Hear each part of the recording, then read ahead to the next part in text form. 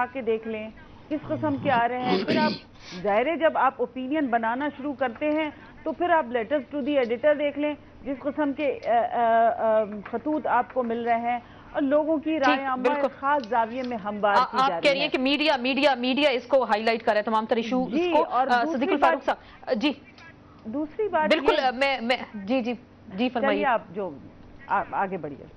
چلیں آپ سے بات کرتے ہیں. صدیق الفاروق صاحب آپ کو کیا لگ رہا ہے؟ ایک تو انہوں نے اشارہ کیا میڈیا اس کیمپین کو چلا رہا ہے. دوسرا اگر ہم بات کرتے ہیں قائمہ کمیٹی کی، عابد شیر علی صاحب اس کو ہیڈ کر رہے ہیں اور ایاز امیر صاحب کا کل ایک کالم پڑھنے کا اتفاق ہوا اس میں بھی انہوں نے ان پہ ہی تنقید کی کہ یہ عابد شیر علی کا ایک سٹینڈ تھا، ایک واضح موقف تھا. تو کیا پارٹی آپ کی اس حوالے سے متفق ہے اس پوزیشن پہ؟ بسم اللہ الرحمن الرحیم. پہلی بات تو یہ ہے کہ اگر یہ میڈیا کیمپین چلا رہا ہے تو آپ ہی آسما اس کیمپین کا حصہ ہیں، اس لیے کہ آج آپ بھی اسی پہ پروگرام کر رہے ہیں. نہیں، ہم تو ہائی لائٹ کر رہے ہیں جو حقائق سامنے آئے ہیں. ایک بات ہے نا، بالکل، اور ہر چینل پہ یہ بات ہو رہی ہے اور ہر گلی محلے میں یہ بات زیر بحث آ رہی ہے. یہ اصل میں ایسا جرم ہے تعزیرات پاکستان کے تحت اور آئین کے آرٹیکل 62 63 کے تحت کہ لوگ تصور نہیں کر سکتے کہ جن لوگوں کو ہم ووٹ دے کے اسمبلی میں بھیجتے ہیں وہ قانون سازی کرتے ہیں، ان کے بنائے ہوئے قانون کے وجہ سے لوگوں کو سزائیں ملتی ہیں، لوگ بری ہوتے ہیں، ان کے بنائے آئین کے مطابق پاکستان چلتا ہے.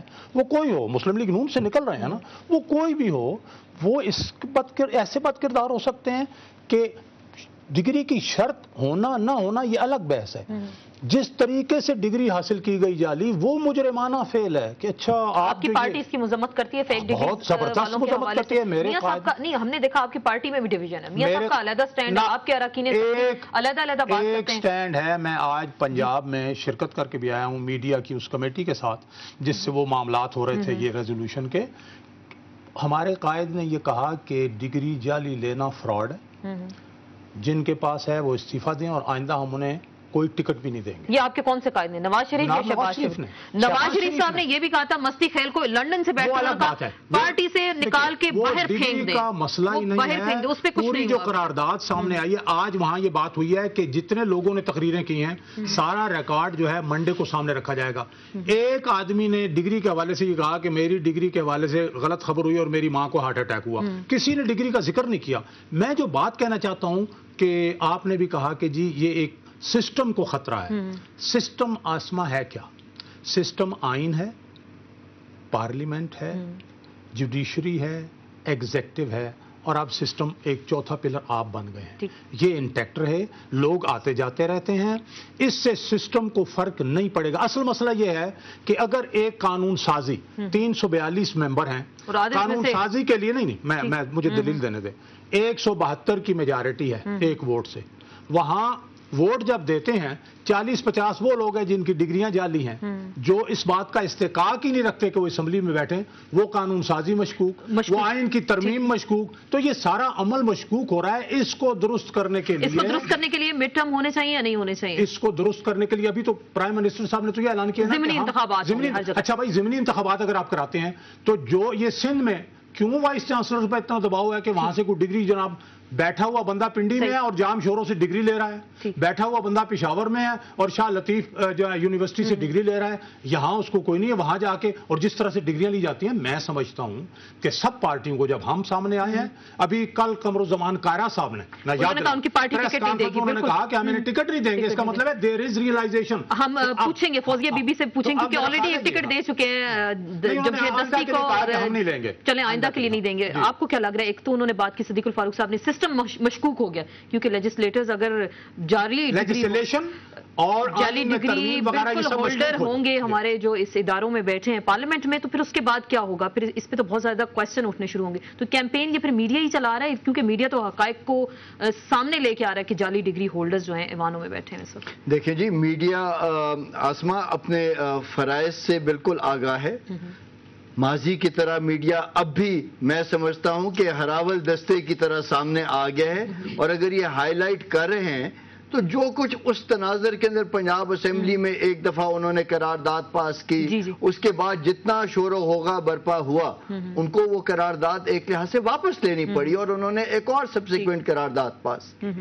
اب کہنے کا مطلب یہ ہے کہ میڈیا یہ سارا ایشو کو جو ہائی لائٹ کر رہی ہے وہ اس وقت انہوں نے ہائی لائٹ کرنا شروع کیا جب سپریم کورٹ نے ایک فیصلہ دیا اور انہوں نے ہائر ایجوکیشن کمیشن کو کہا کہ آپ ویریفیکیشن پروسیس پورا آپ صاف اور شفاف کریں. اب ویریفیکیشن پروسیس جو صاف اور شفاف شروع ہوا تو ابھی تک سپریم کورٹ کے جو بھی فیصلے آئے ہیں ان میں اکثر فیصلے جو حکومت سمجھتی ہے، اور میں سمجھتا ہوں کہ حکومت جن فیصلوں میں سمجھتی ہے کہ پارلیمنٹیرینز وغیرہ کی اس میں ہتک ہو رہی ہے، اس کے اندر گورنمنٹ خود ایک لحاظ سے محاذ کھڑا کر دیتی ہے. اب میڈیا اگر اس محاذ کو ہائی لائٹ نہ کرے اور ایک ایشو کو ناظرین کے سامنے نہ لے کے آئے، کیونکہ پاکستان کہ وہ جو نمائندگان ہیں جو یہ سارے الیکٹ ہو کر آئے ہیں ان کا فرض بنتا ہے کہ وہ پاک صاف طریقے سے آئیں.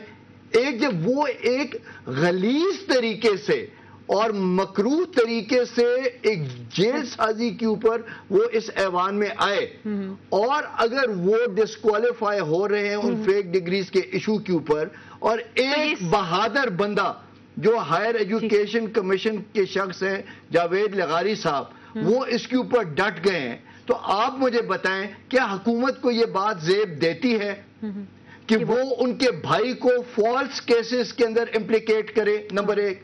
اور کل جو واقعہ ہوا میں سمجھتا ہوں کہ یہ بہت زیادہ ظلم ایک دیانتدار ایک فرض شناس شخص کے ساتھ ہو رہا ہے کہ ان کے گھر کے اوپر ان کے گوٹھ میں سندھ کے انٹیریئر میں ریڈ کیا گیا اور ان کے 8 ملازمین کو کرنے کی کوشش کی جا رہی ہے. یہ پریشرائز نہیں ہے تو اور کیا ہے؟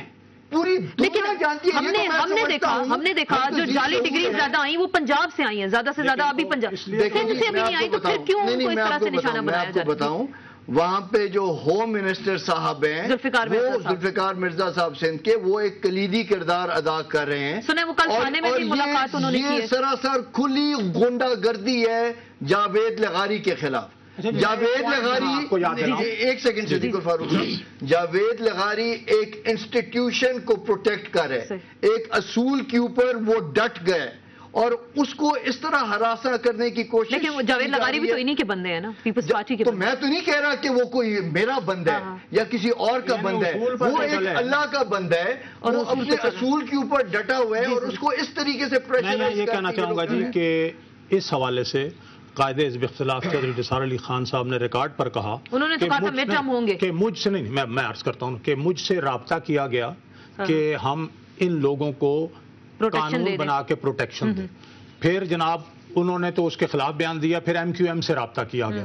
ایم کیو ایم کے قائد الطاف حسین کو آپ نے سن لیا کہ انہوں نے کہا یہ احمقانہ باتیں ہیں، انہوں نے بھی انکار کر دیا.